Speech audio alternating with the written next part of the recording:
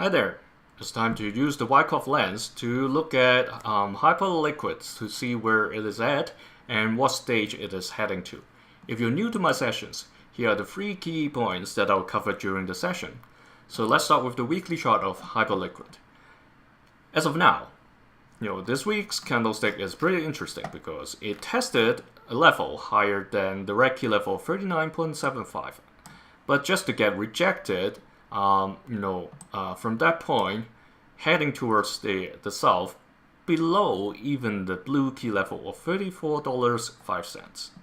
Okay, the interesting part is that is now residing at a point near another sign of weakness. Okay, the previous sign of weakness was back in October, across 3 weeks, within the entire October period, and eventually stayed above the purple key level of 37.15.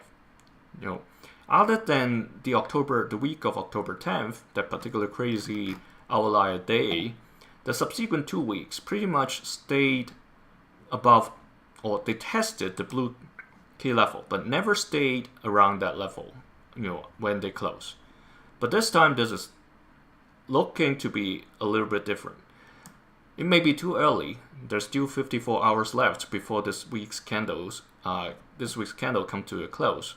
However, when we look at the volume, especially in the daily chart, the move today, when we get to that chart,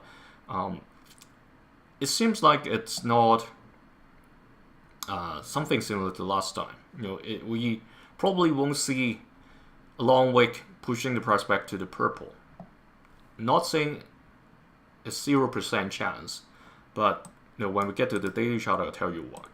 Here, we may not see an LPSY, meaning there may not be a bounce, and that means it's going to go straight to accumulation. So even this sign of weakness, when that happens, we can remove these two tags together.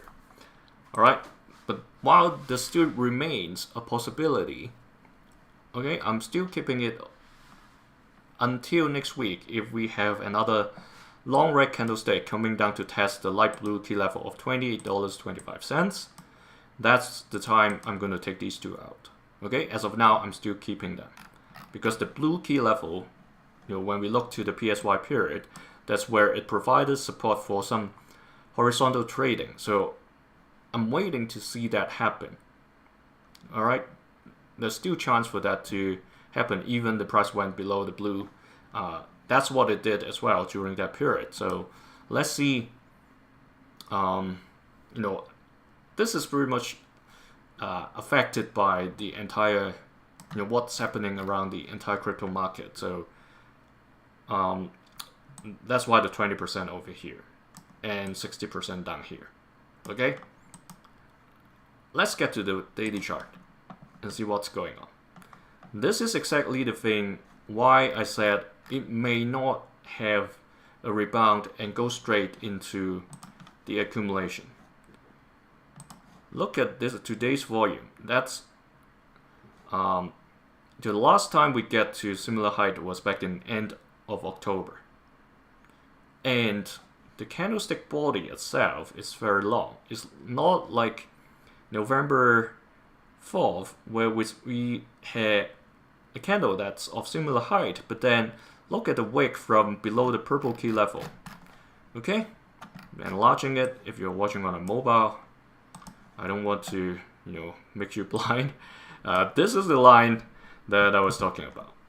Look at this volume bar over here. That was people buying when the price went below the purple.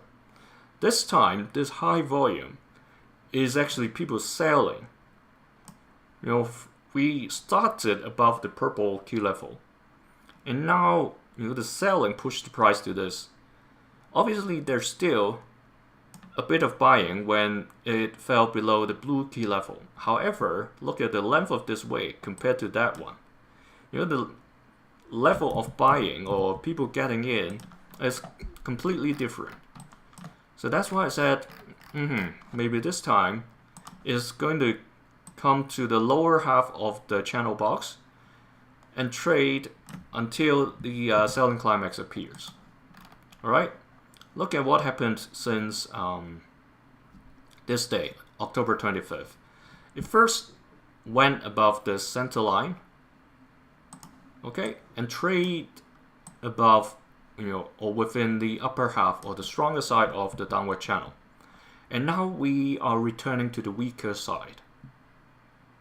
And if the next few days it continues to trade like that, assuming it can still stay above the $28.20 light blue key level, but we all know, if you have been following me on my sessions, the tendency for the price is to bounce among these three lines: the ceiling, the center line, and the bottom. The past couple of weeks has demonstrated the bounce, off the center line. This time we went through.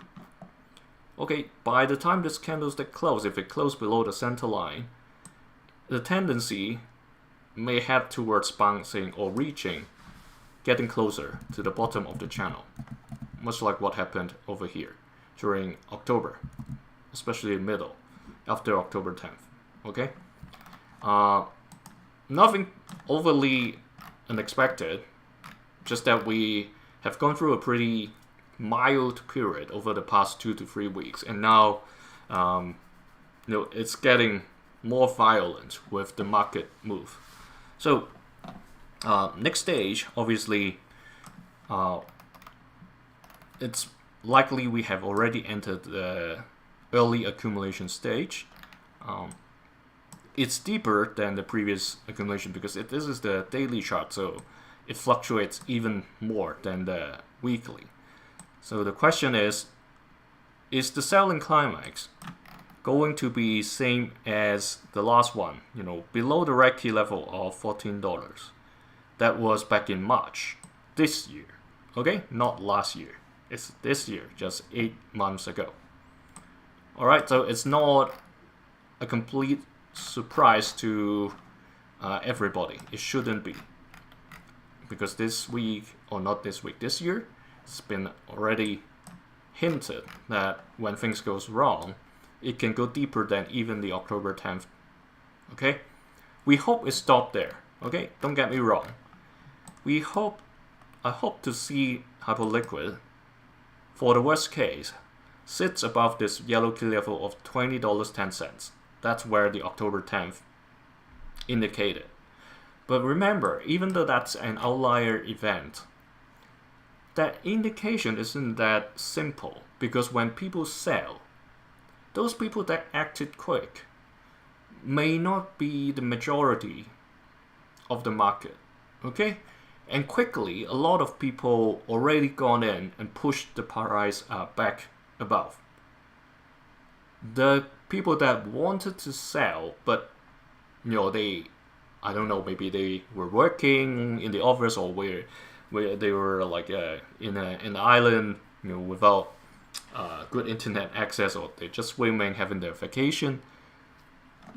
They weren't able to sell that day, and the price already went back up. So they they don't have a second thought about maybe it's time to sell, and that's why this low, what I'm trying to get to is this low may not be the worst that can happen. Some people just didn't manage to sell on that same day. So that's what I'm trying to say. So don't be surprised if it gets below the yellow, but I hope it stays above it. Okay, that's the message I'm trying to get across. Okay, Hyperliquid, young coin, not much history for us to take reference. So be careful, especially this long-term playground zone that I put in. The bottom of this zone may not be the actual bottom of how deep Hyperliquid can get to. And because this particular chart as well, if I go to other charts, there's not much that provides a long enough history, how low it started. And for a coin that started low, what I'm trying to say, let me rephrase. for a coin that just started, the initial dip it may have, like this case, back in April this year, March, April this year, may not be the lowest point that it can dip to, because the market itself was going through a hype period. So, it's riding the tide. It's only during this period that the market is being tested. So does this particular project itself. It will reveal how low it can go and how much support or how much diamond hands this particular project has. Alright, so that's for Hyperliquid. Thanks for joining me. See you in other sessions.